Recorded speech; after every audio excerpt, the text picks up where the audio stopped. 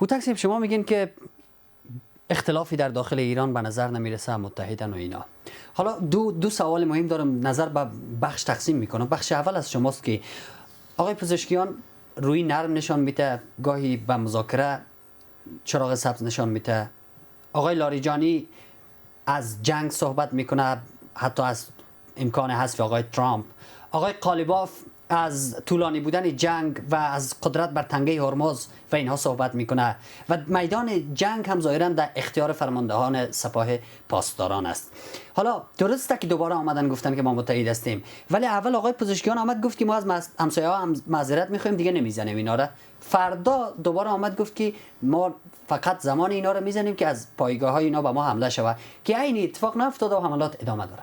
بیان ارسی اشخاص تقسیم بکنیم. پزشکیان رئیس جمهوری اسلامی ایران هستند. وظیفه شمی است که باید سیاست را تشریح بکنن.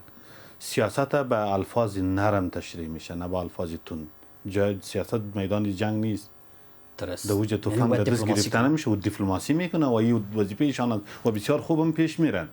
وقتی که او اعلان بکنن تفسیر دیگه ایشان تهدید وجود داره، اگر تهدید بکنی از کشورهایی که ایران تهدید میکنن باز میزنیمش. او کاری خود کرد، وظیفه خوده. ولی وقتی که لاریجانی رو صحبت میکنیم او دیگه مشاور امنیت شورای امنیت، یعنی میگن وظیفه‌اش ایجاب میکنه. وظیفه‌اش ایجاب میکنه که باید همین رقم تهدید پیش بکنه، چون در جنگ هستن. این به معنی نیستن که یکی دیگر مختلف میکنن. وظیفه‌اش همین است که کسی را تهدید بکنه، چون دموجه میشینن، دموجه صحبت میکنن، حتی استراتژی جنگ از این میجه ساخته میشه و این استراتژیست است در این بحث. میمونه قالیباف یک بود مردمی را صحبت میکنن. مردم متحد است در رابطه به اینکه جنگ درازی میکشن و این از اول ما پیش بینی کرده بودیم که از طرف دیگه که تمامش جمع میکنیم. واقعیت امر ای است که برای این روز 22 سال زحمت کشیده ایران که مقابله بکنن.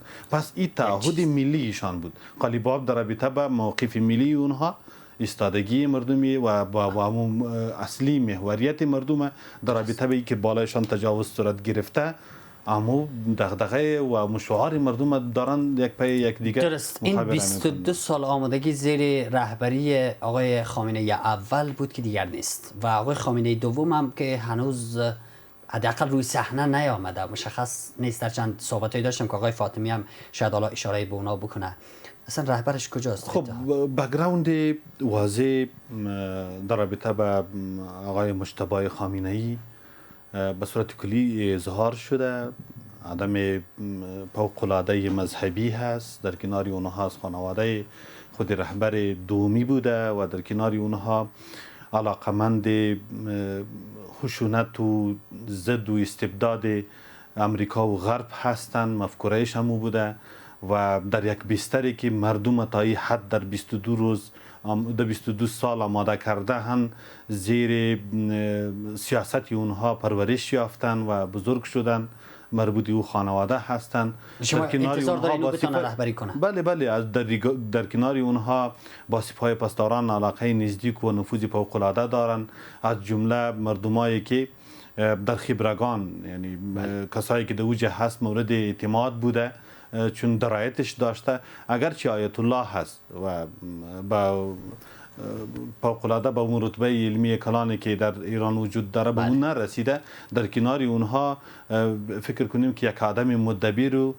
فوق‌العاده هستند، چون وقتی که اینها از اوصافش یادآوری میکنن فقط به یک نقطه برمیگردند که یک رهبر ریش سفیدی که کهنسال بوده به یک رهبر جوان تبدیل شدی جنگ، یعنی این رد نمیکنن که یک اندوه داشته باشند، فقط به یک نوع شعار را به پیش میبرن. فکر کنیم که شخص میتوانند از مشکلاتی که فعلا در راهشان هست به صورت درست به در بیاین، چون یک چیزی شد به صورت کلی اجماع به وجود آمد. اگر ما حالی صحبت میکنیم غلام محسن محسنی اجر رئیسی قوای قضایی ایران تایید کردن، حتی کشورهای بزرگ قدرت تایید کردن. در کنار اونها در داخل ایران هیچ گروهی پیدا نشد که در رابطه به انتخاب اینها کدام اقدام نظر داشته باشد. بیعت سراسری شد، مخالفان ندارن، یک بیعت کلی شد. یکی از اصالت ها یک کسایی که میتوانند یک روند درست مدیریت بکنن، این متفقیت مردمشان هست که در پشت سر ایستاده. بسیار تشکر فاطمی صاحب. از اینجا بحث رو ما شما ادامه میدیم که کانال 12 اسرائیل اسرائیل که قطعا از اسرائیلی‌ها انتظار میره. حالا شما پاسخ بدین.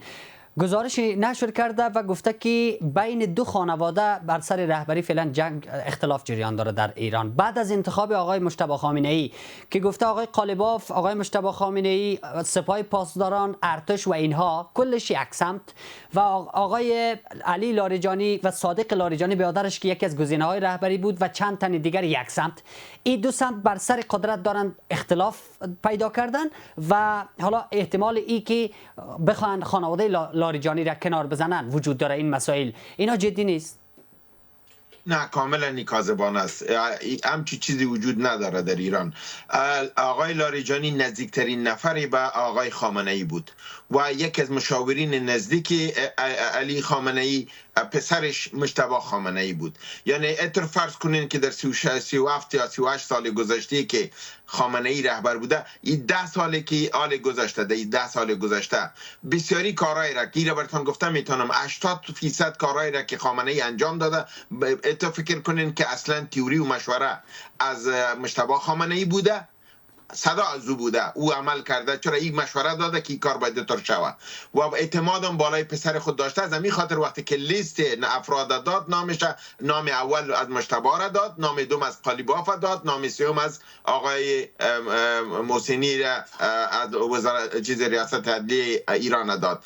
بعد علی لاریجانی نام چهارم آمد. علی لاریجانی نفر نزدیک خامنه‌ای بود و وقتی که با خامنه‌ای نزدیک بود حتما مجتبی در اونجا بوده که با اینا نزدیک بوده. بنابراین اختلاف اصلا دروغ است. اینا میخواین که اگه اختلاف پیدا شود، اختلافی وجود نداره. اینا در این بابت متحد هستند. با آقای اوتک شما موافق هستین که مسئولیت ها ایجاب میکنه که گپای متفاوت بزنن؟ مثلا پزشکیان کمتر از جنگ بیشتر از دیپلماسی صحبت میکنه و بقیه از جنگ صحبت میکنن و میدان عمل هم به جنگ رفتن. این در طول تاریخ اگه ببینین باشن، من میگم پای اوتکس با یک چیز مذهبی میخوایم پشتوانه بتم. پیامبر خدا در طرف دست راستش حضرت ابوبکر صدیق میشیش و در طرف دست چپ حضرت عمر رضی الله عنه میشیش و میگفت که بدون از این من نامکمل هستم، چرا حضرت ابوبکر نرم بود و حضرت عمر متشدد بود و در جایی که تشدد به کار میشد او پیش میشد، در جایی که نرمی و صلح و ای پیش میکرد. بنان هر نظام با ای افراد کار داره. در هر نظام یک نفر تندرو می باشه، او یک چیز پیش میبره. طوری که اینا گفتن رئیس جمهور نیاز نداره که در بسیاری چیزا بیاید. از همین خاطر کمیته ریاست امنیت داره، از همین خاطر کمیته های دیگری وجود داره که اونا میان.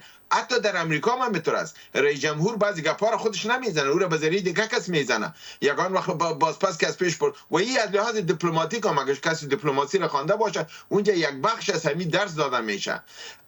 همیش رهبر که میخواین محفوظ نگاه کنین، بسیاری صحبت ها را سر رهبر شما نمی کنین، چرا که اگر او کار خراب شد رهبر ملامت میشه. اما همون کار اگر یک نفر دیگه کرده باشه، رهبر میگه که اشتباه پیش سر زده، یا معافش کردم یا برطرفش کردم، در حالی که همون کار خود رجوع کرده می باشه. اما چون به ذریعه دیگه کس میکنن، یکی از سیستم ها و پالیسی های دولتداری است. یه شما از همین بابت طوری که آقای اوتک تشریح کرد کاملا دقیق بود و من همراهشان هستم.